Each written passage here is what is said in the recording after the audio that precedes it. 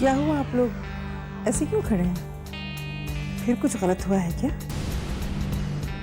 जब तक तुम्हारी लाडली दिशा इस घर में है तब तक सब गलत ही होगा ना। अब क्या हुआ सुकन्या? आज फिर एक बार तुम्हारी दिशा ने अपना असली रूप दिखा दिया। जब कुछ नहीं मिला तो मेरी सुनवाई पर इल्जाम लगाया कि वो अपना एबॉर्शन करना चाहती थी।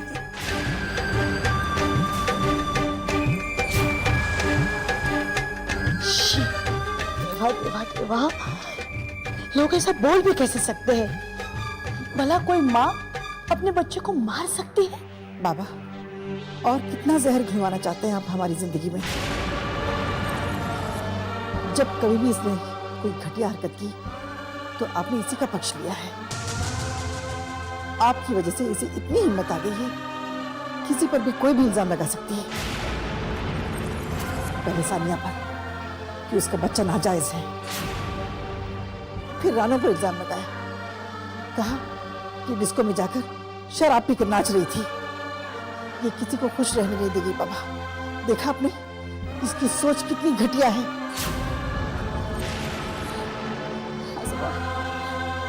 सॉरी आज़ोबा, मुझे सचमुच यही लगा था कि सानिया अपने अबॉर्शन की बात कर रही है। I am really sorry आज़ोबा।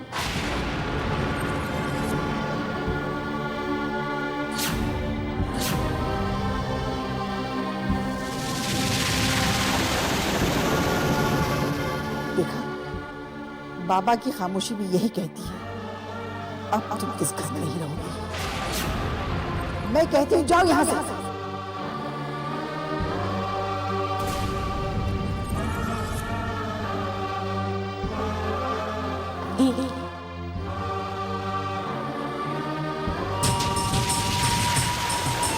नहीं दी, तुम कहीं नहीं जाओगी।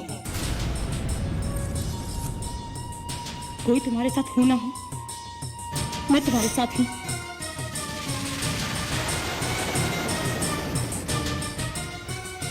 तुम्हारे साथ। पहले तुम क्या कह रहे हो? मैं जो कुछ भी कह रही हूँ बिल्कुल ठीक कह रही हूँ काकी। अगर दी यहाँ से जाई तो मैं भी इसके साथ जाऊंगी। रानो, नहीं रानो, मुझे मत रोको। तुम कब तक मेरे लिए सबसे रखती रहोगी? जब तक मैं जिंदा होगी तब तक। रानो, तुम भी ना।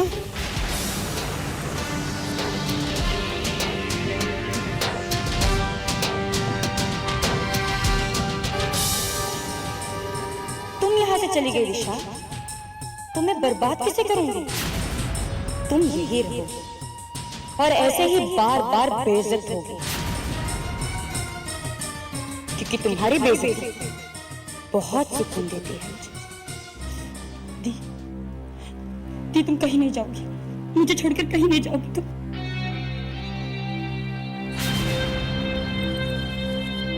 तुम यहाँ बैठो, बैठो।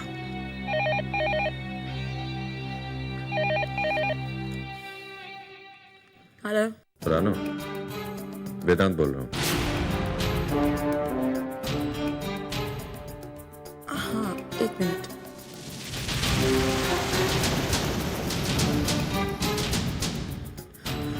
हाँ वेदांत, बोलो। मैं तुमसे मिलना चाहता हूँ। वेदांत, मैं रानो बोल रही हूँ। मैं जानता हूँ रानो की दिशा नहीं है, तुम ही बोल रही हो। मगर तुम्हें ऐसा क्यों लगा कि मैं सिर्फ दिशा से मिलना चाहता हूँ और तुमसे नहीं? अरे भाई, इतने दिनों में पहली बार ऐसा हुआ है कि तुम मुझसे मिलना चाहते हो। मजाक छोड़ो रानो और बताओ कब मिल सकते हैं। लेकिन तुम मुझसे क्यों मिलना चाहते हो? रानो, तुम तो जानती होगी कि दिशा ने ट्रांसफर पेपर्स पर साइन नहीं किए। मैंने वक्त पे अपना इरादा बदल दिया। हाँ, पता चला मुझे। तो रानो, मैं चाहता हूँ कि तुम मेरी मदद करो। लेकिन इसमें मैं तुम्हारी क्या मदद कर सकती हूँ? रानो, मैं चाहता हूँ कि तुम दिशा के दिमाग में ये बात डाल दो कि वो कनका को संभाल ही नहीं सकती। कनका को सिर्फ मैं संभाल सकता हूँ। लेकिन मैं ऐसा क्यों करूंगी? दिशा होशियार है, वो कनका संभाल सकती है। जानता हूँ रानो, दिशा होशियार है, कंपनी को संभाल भी सकती है, मगर मैं चाहता हूँ कि कनका वो मेरे नाम पर कर दे। और रानो, तुम मुझे इनकार नहीं कर सकती। क्यों?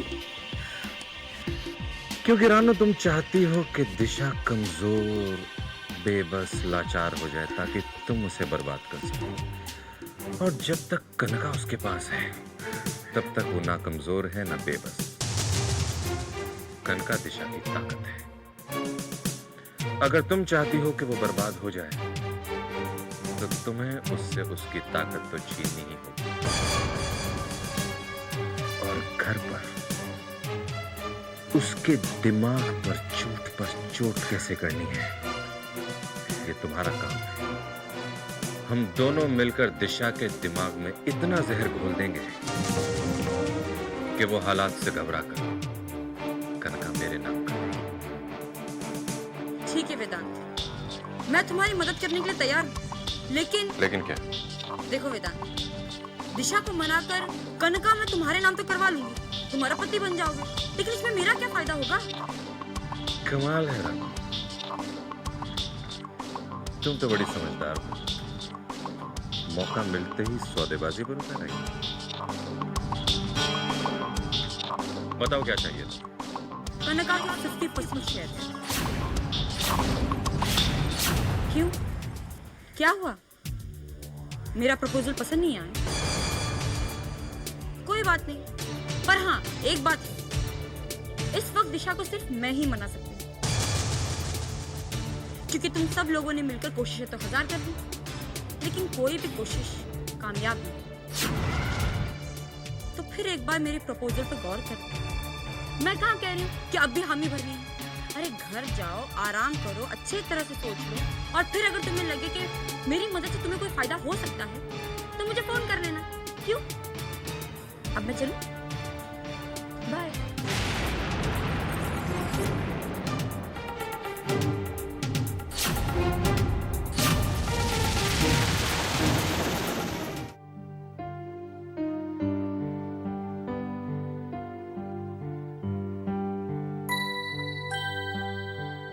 गौतम, क्या मैं अंदर आ सकती हूँ?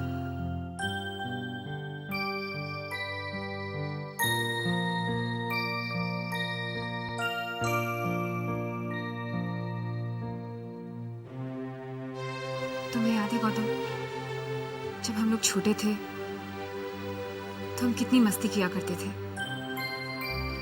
कितना खेलते थे हम दोनों। हम दोनों एक टीम होते थे और बाकी सारे बच्चे दूसरी टीम, और हम साथ मिलकर हमेशा जीतते थे।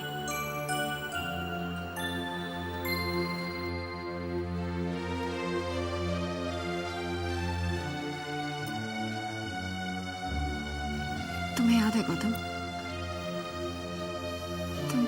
तुम तो ये समझते थे कि अगर तुम मेरी टीम में नहीं रहोगे तो हार जाओगे, इसलिए तुम कभी किसी और टीम में गए ही नहीं। एक दिन गया था दूसरी टीम में, हार गया था, याद है मुझे।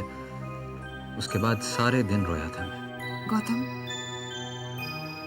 सिर्फ खेल में ही नहीं, जिंदगी में भी हम हमेशा एक दूसरे के साथ रहे, एक दूसरे का सहारा बनकर, हमदर्द बनकर। हम एक दूसरे पर पूरा भरोसा था। जिस बहन ने हमेशा तुम्हारी मदद की है, हमेशा तुम्हारी खुशियां चाही हैं, वो तुम्हारी पत्नी के बारे में उल्टी सीधी कहानियां बनाकर बेकार में उसे बदनाम करने की कोशिश करेगी। क्या वो तुम्हारे और तुम्हारी पत्नी के बीच आने की कोशिश करेगी? पता नहीं दिशा, शायद इस वक्त तुम्हारे इस सवाल का जवाब नहीं है मेरे पास। मैं तुम पर भरोसा करना चाहता हूं, लेकिन तुम हर बार गलत साबित होती हो। उस दिन ओटी भरते समय भी तुमने पूरे घर में हंगामा किया। मेरी समझ में नहीं आता है कि सान्या की प्रेगनेंसी को लेकर तुम बार बार सवाल खड़े करने की कोशिश क्यों करती हो? नहीं गौतम, मैं बताती हूँ गौतम। जलती है मुझसे ये, नफरत करती है, क्योंकि इसके कॉन्ट्रैक्ट के पति डीके की गर्लफ्रेंड मैं थी। पति तो वो इसका था, लेकिन प्यार मुझसे करता था। और अब डीके के बाद मैं तुम्हारी पत्नी हूँ, तुम्हारे बच्चे की माँ बनने वाली हूँ। और ये भारतीय नारी की मिसाल दिशा, इसके पास क्या है? ना ही तो पति का और ना ही बच्चा। चली जाओ यहाँ, चली जाओ यहाँ, चली जाओ यहाँ। हमारी जिंदगी में जहर घोलने की कोशिश मत करो।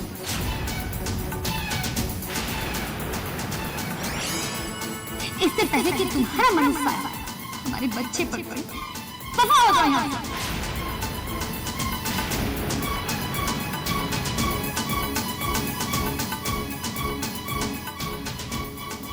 जा, हमारे बच्चे को कुछ होगा तो नहीं ना? कुछ नहीं होगा सर।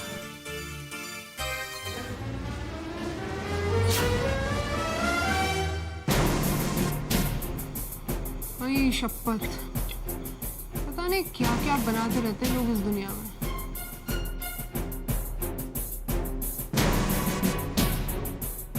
सलाम इंस्पेक्टर साहिबा, आपने तकलीफ क्यों की? मुझे बुला लिया होता।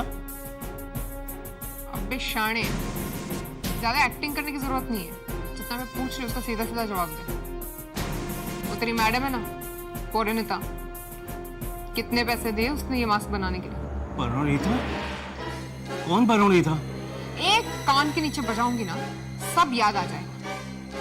चल बोल। मैडम मैं सच कह रहा हूँ, मैं बाल बच्चेदार आदमी हूँ, मैं झूठ नहीं बोलूंगा। आई शपथ, तुम लातों के भूत बातों से नहीं मानोगे। अब मेरी बात सुन। 3 हफ्ते पहले परिणीता तुम्हारे पास आई थी। उसने तुमसे एक मास्क बनवाया। उस मास्क का इस्तेमाल एक आदमी का मर्डर करने में हुआ। मैडम, आपको जरूर कोई गलतफहमी हुई है। पिछले 3 महीने से मुझे मास्क बनाने का काम ही नहीं मिला। मैंने 3 महीने से कोई मास्क ही नहीं बनाया। मैं कसम खा के कह रहा हूँ, मुझे अपने बच्चों की कसम मैडम, मैं झूठ नहीं बोल रहा। ठीक है, तुम्हारी उम्र का लिहाज करके मैं तुम्हारी बात मान लेती हूँ, लेकिन एक बात सुनो, ये इस तरह के मास्क बनाने वाले शहर में जितने भी लोग हैं, मुझे सबके नाम, पता, टेलीफोन नंबर चाहिए। ठीक है मैडम, मैं आपको उनका पता और एड्रेस सब कुछ दे दूंगा। मैडम, आप कह रही थी वो किसी खास चेहरे का जो मास्क बनाया गया, जिसको कत्ल के लिए प्रयोग किया गया है, वो जरूर किसी खास आदमी ने चुपके से बनाया होगा। और हमारे इस बाजार में कोई छुपकर काम करने वाला नहीं।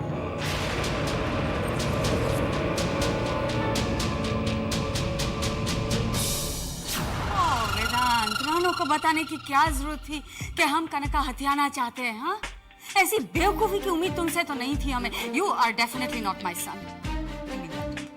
मॉम, मैंने उसे कुछ नहीं बताया। पता नहीं कैसे उसने अंदाजा लगा लिया। और अंदाजा एकदम से सही निकला उसका। दिशा को बता दिया तो सोचो। नहीं मॉम, मुझे नहीं लगता रानू इतनी बेवकूफ है। वो बहुत मौका परस्त है। मौका मिलते ही सौदेबाजी पर उतर आई मॉम। मुझे लगता था उसकी दिलचस्पी सिर्फ दिशा को बर्बाद करने में है, मगर उसने तुरंत 50% शेयर्स मांग लिए। 50%? हाँ, she can go on dreaming. पर वेदांत, मैं बोलो परिणीता, क्या? ठीक है। अब क्या किया इस बेवकूफ लड़की ने मॉम? इंस्पेक्टर कंचन वो सारे मास्क बनाने वालों के पीछे पड़ गई है, उनकी दुकानों पर रेड डाल रही है। Oh my God. मुझे लगता है कि हमारे पास वक्त बहुत कम है। इससे पहले कि ये कंचन और आगे बढ़े, मुझे लगता है हमें अपना खेल शुरू कर देना चाहिए। सही कह रहे हो वेदांत, सही कह रहे हो। इससे पहले के हालात का शिकंजा और कसता जाए, हमें शिकंजों से बचने के लिए बचाव सोच लेने चाहिए। थोड़ी देर किस बात की बात? I know वेदांत, पर ये हमारा आखिरी मोहरा है। अगर ये पिट गया तो हम कहीं के नहीं रहेंगे। इसे खेलने से पहले हमें अच्छी तरह से सोच समझ लेना चाहिए। We must do our homework properly. Damn it, ये दिशा, जब से ऑफिस में कदम रखा है ना, मुसीबत पर मुसीबत खड़ी होने लगी है। एक बार कनका हमारी हो जाए, उसके बाद तो हम उसका वो हशर करेंगे। You just wait and watch.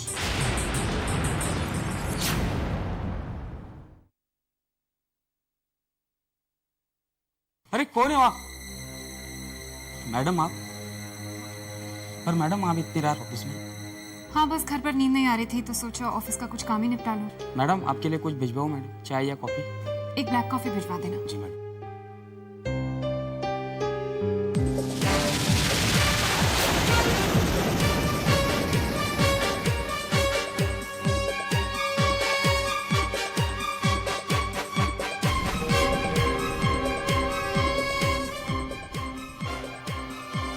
ये कुछ फोटोग्राफ्स डीके के स्टैचू रिपेयरिंग के बाद सब कुछ है, सिर्फ एक कान नहीं।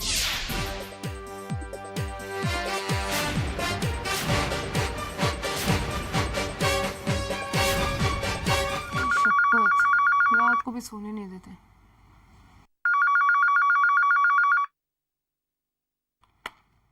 हेलो, इंस्पेक्टर कांचन है। आई एम सॉरी, मैं आपको इस वक्त डिस्टर्ब कर रही हूँ। तुम ठीक तो? वो आगे तुम्हें फिर से परेशान कर रहे हैं? नहीं, मैं बिल्कुल ठीक हूँ, मुझे कुछ नहीं हुआ है। मैंने आपको ये बताने के लिए फोन किया है कि मुझे ऑफिस में कुछ मिला। क्या? डीके की मूर्ति का खोया हुआ हिस्सा, उसका कान।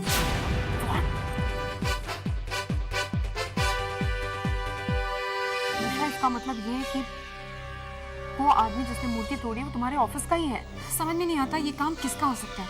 ऑफिस में काम करने वाला तो हर आदमी डीके को भगवान मानता था, उससे इतना प्यार करता था। तो शायद ऐसा कोई तो होगा तुम्हारे ऑफिस में जो डीके से जलता होगा, उसे बदला लेना चाहता होगा। ऐसा कौन हो सकता है? बाकी नाम मैं अभी नहीं बता सकती, लेकिन एक लड़की है जिसने मुझे शौक है। कौन? और मोटा। अच्छा तुम चिंता मत करो, अभी उसके घर जाती उसकी खबर लेती। नहीं इंस्पेक्टर कांचन, ये आप मुझे अपने हिसाब से हैंडल करने दीजिए। लेकिन दिशा थोड़ी खतरनाक भी साबित हो सकती है। नहीं, आप बिल्कुल मत घबराइए, वो मेरा कुछ नहीं बिगाड़ सकती। लेकिन आप उसके पास मत जाइएगा, वरना वो होशियार हो जाएगी। फिर आगे चलकर वो हमें नुकसान भी पहुंचा सकती है। तुम ठीक कह रही दिशा, हमें अभी ऐसा कुछ भी नहीं करना चाहिए जिससे पूरी गार्गी और वेदांत सावधान हो जाए। Listen Disha, you take care. और हाँ, मुझे फोन करते रहना, keep me informed. Okay? Okay, bye. Good night.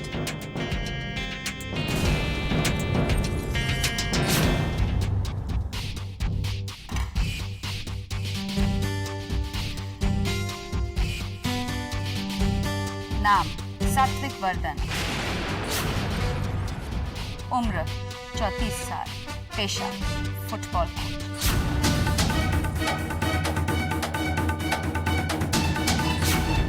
नया मुंबई में शिफ्ट हुआ है, अपनी बीवी महका और बेटा आरू के साथ। ये लोग महका के फादर के फ्लैट में रह रहे हैं। इसकी दुनिया महका और आरू तक ही सीमित है।